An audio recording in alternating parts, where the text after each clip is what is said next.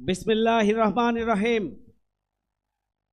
বাংলাদেশ জামাত ইসলামী কেন্দ্রীয় সংগঠন কর্তৃক আয়োজিত আজকের এই জাতীয় সমাবেশের সংগ্রামী সভাপতি, বাংলাদেশ জামাত ইসলামের সংগ্রামী আমিরে জামাত, মানবতার ফেরিওয়ালা ডাক্তার শফিকুর রহমান, জাতীয় নেতৃবৃন্দ, অন্যান্য রাজনৈতিক দল এবং সম্মানিত ইসলামী দলসমূহের নেতৃবৃন্দ, সাংবাদিক বন্ধুগণ, শহীদ এবং আহত পরিবারের সম্মানিত গর্বিত সদস্যবৃন্দ, সংগ্রামী জনসমুদ্র, আসসালামু আলাইকুম ওয়া রাহমাতুল্লাহ। সংগ্রামী ভাইরা আমার, যে জুলাই গণঅভ্যুত্থানের মধ্য দিয়ে আমরা নতুন বাংলাদেশ পেয়েছি, আমরা লক্ষ্য করছি এদেশের 18 কোটি মানুষের আকাঙ্ক্ষা হচ্ছে জুলাই সনদ এবং ঘোষণাপত্র স্বাক্ষর করতে হবে। কিন্তু আমরা লক্ষ্য করছি একটি রাজনৈতিক দল জুলাই গণঅভ্যুত্থানকে সনদ এবং ঘোষণাপত্রে স্বাক্ষরের ব্যাপারে বিরূপ মন্তব্য করছেন। এটি গ্রহণযোগ্য হতে পারে না। জুলাই সনদ হচ্ছে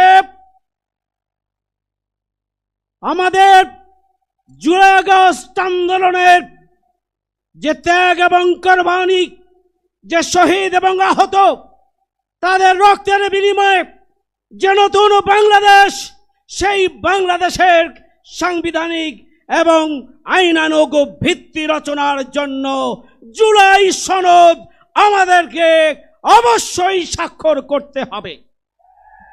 জুলাই সনদে বাংলাদেশ এই রাষ্ট্র প্রতিষ্ঠার ভিত্তি হিসাবে 47 থেকে 71 এবং পরবর্তীতে বিভিন্ন গণতান্ত্রিক আন্দোলনের ধারাবাহিকতায় জুলাই গণঅভ্যুত্থানের যে ঐতিহাসিক আন্দোলন, যে ফ্যাসিবাদী আন্দোলন, সেটাকে সাংবিধানিক এবং আইনগত ভিত্তি দিতে হবে।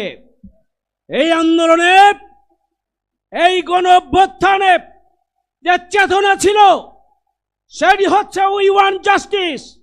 চেতনা ছিল বৈষম্যহীন বাংলাদেশ। চেতনা ছিল ন্যায় বিচারের বাংলাদেশ। চেতনা ছিল আবু সাইদ মুগ্ধ। শেষ হয়নি যুদ্ধ। সুতরাং সেই চেতনাকে ধারণ করে আগামী দিনে সুখী, সমৃদ্ধশালী আর দুর্নীতি সন্ত্রাস মুক্ত একটা মানবিক ন্যায় বিচারের, ইনসাফের, বৈষম্যহীন বাংলাদেশের রূপরেখা আমাদের এই জুলাই সনদের মধ্যে সংরক্ষিত করতে হবে। জুলাই সনদে ছাত্র সমাজ, শিক্ষক, কর্মকর্তা, কর্মচারী, আলেম ওলামা, আলিয়া, কওমিক, বিশ্ববিদ্যালয়, প্রাইভেট বিশ্ববিদ্যালয়, স্কুল, কলেজ, মাদ্রাসার পাশাপাশি পৃথিবীর বিভিন্ন দেশে জুলাই আন্দোলনে যারা অবদান রেখেছেন, প্রবাসীদেরকেও সম্পৃক্ত করতে হবে।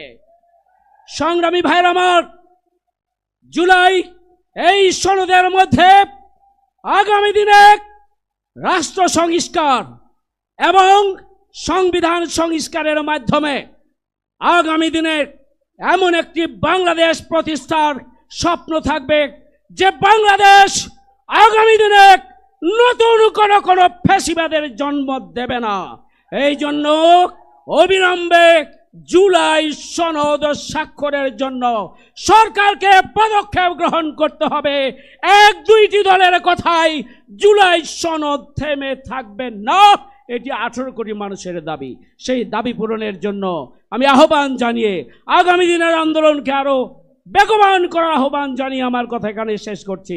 সবাইকে ধন্যবাদ। আল্লাহ হাফেজ। বাংলাদেশ জিন্দাবাদ।